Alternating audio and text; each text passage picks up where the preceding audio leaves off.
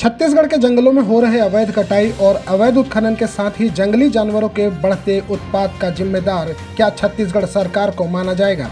देखिए पूरी खबर। जहां एक तरफ जंगलों में हो रही अवैध पेड़ों की कटाई धड़ल्ले से चल रही है, तो वहीं दूसरी तरफ अवैध रेत और कोयला उत्खनन का काम भी बड़ी तेजी से चल रहा है। इतना ही नहीं बल्कि जंगली जानवरों का उत्पात भी ग्रामीण क्षेत्रों में देखने को मिल रहा है। छत्तीसगढ़ सरकार के वन विभाग ने जिन वन कर्मियों और वन विभाग के अधिकारियों पर इन सभी चीजों से निपटने का दारोमदार सौंप रखा था, वही वन कर्मी छत्तीसगढ़ के किसी एक जिले में नहीं बल्कि पूरे छत्तीसगढ़ में 25 मार्च से अनिश्चितकालीन हड़ताल पर बैठे हैं। सर, वनकर्मी जो हड़ताल पर इस वक्त बैठे हुए हैं, इनके हड़ताल पर जाने के बाद से जंगल के अंदर आग और जानवरों का जो खतरा बढ़ गया है, इसमें जिम्मेदार सरकार होंगे या वो वनकर्मी? अब ये सब विषय के लिए जो वक्तव्य है वो शासन ही देंगे, क्या है जिम्मेदार कौन होंगे, क्योंकि वो लोग अपने लिखित रूप से हड़ताल में गए हैं। और जहाँ तक संभव हम सुरक्षा समिति के द्वारा उसको आग का काबू पाने की कोशिश कर रहे हैं। कई जगहों से सुनने में आ रहा है कि हाथियों का भी वहाँ पर खतरा मंडरा रहा है काफ़ी।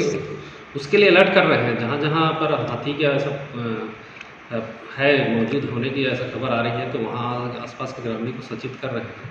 अभी इस तरह से कोई घटना तो आई नहीं है, लेकिन आज तक सरकार इनकी सुध नहीं ले रही है। सरकार की तरफ से अब तक किसी ने भी यह जानने की कोशिश नहीं की कि आखिर वन कर्मियों की 12 सूत्रीय मांग क्या है। वन कर्मियों के अनिश्चितकालीन हड़ताल पर चले जाने से छत्तीसगढ़ सरकार को राजस्व का बहुत बड़ा नुकसान हो रहा है। बावजूद इसके सरकार इस तरफ ध्यान नहीं दे रही है। तो क्या यह मान लिया जाए कि छत्तीसगढ़ के जंगलों में हो रहे अवैध कटाई और अवैध उत्खनन के साथ ही जंगली जानवरों के बढ़ते उत्पात का जिम्मेदार छत्तीसगढ़ सरकार होगी? नमस्कार, मैं हूं संजीव कुमार और आप देख रहे हैं SM न्यूज़ लाइव। और इस वक्त मैं कोरिया जिले के बैकुंठपुर में प्रेमा बाग पर खड़ा हूं और यहां वन कर्मियों की हड़ताल, अनिश्चितकालीन हड़ताल का आह्वान किया गया है पिछले महीने की 25 तारीख से। आइए इनसे बात करते हैं और जानने की कोशिश करते हैं कि सरकार का कोई भी अधिकारी या प्रशासनिक अमला इनसे बात करने के लिए अब तक यहाँ आया या नहीं। आप बताइएगा, आपके हड़ताल को कितने दिन हुए, 12 सूत्रीय मांग क्या है और अब तक आपसे संपर्क किया गया या नहीं? छत्तीसगढ़ वन कर्मचारी संघ रायपुर के प्रांतीय निकाय के आह्वान पे हम लोग 12 सूत्री मांगों को लेकर के 21 मार्च 2022 से अनिश्चितकालीन पे हड़ताल पे हैं। और जो हमारी 12 सूत्री मांग है, इसमें से हमारे जिला में तो शासन प्रशासन कोई प्रतिनिधि नहीं आया है। प्रांत से हमको जो सूचना प्राप्त हो रहा है, हमारा प्रांत लेवल के जो पदाधिकारी हैं संगठन के, वो उनका बराबर वहाँ बैठक चल रहा है। और जो हमारी मांगे हैं उसमें पूर्ण रूप से हमको लिखित में कोई ऐसा आश्वासन दिया नहीं जा रहा है। इसलिए हमारी जो मांगे हैं, जब तक मांग पूरा नहीं होगा तब तक हम अनिश्चितकालीन हड़ताल पे डटे रहेंगे।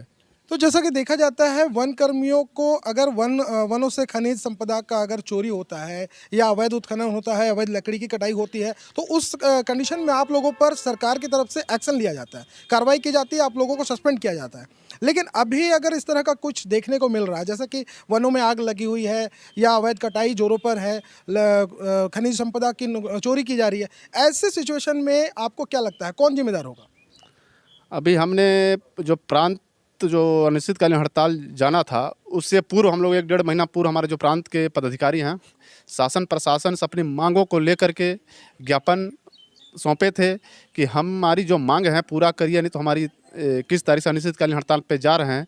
तो जो हमारी मांगे थे उसमें शासन प्रशासन ने कोई अपने संज्ञान में लेके हमारे प्रति कोई सहानुभूति नहीं दर्शाया और उसके हमें विरोध में हमको मजबूरी हो के हड़ताल में आना पड़ा। ये बड़ा दुख की बात है और हम सरकार से निवेदन करते हैं कि हमारी जो मांगे हैं 12 सूत्री मांग उनको, और सरकार भी कह रही कि जायज़ मांग है, तो हम सरकार से निवेदन करते जायज़ मांग है तो तत्काल हमारी जायज़ मांगों को पूरा करें और जिसमें हम अपनी तन्मयता के साथ अपने फिर पुनः अपने कार्य को जाके करें और वन प्राणियों की रक्षा करें, वन की रक्षा करें।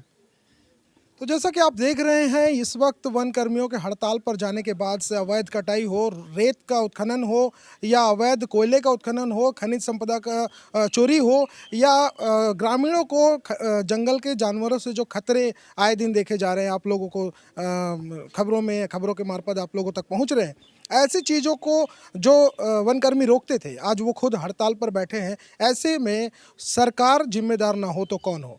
इसका मतलब ये कहा जा सकता है कि सरकार पूरी तरह से जिम्मेदार है वनों में हो रही चोरी का। ड्यूटी के दौरान अगर इन वन कर्मियों से किसी तरह की लापरवाही हो जाती है तो सरकार उस पर तत्काल कार्रवाई करती है और अधिकारियों पर जांच बैठा दी जाती है।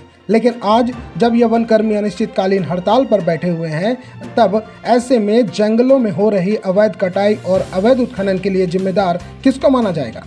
आखिर अब सरकार किस पर कार्रवाई करेगी?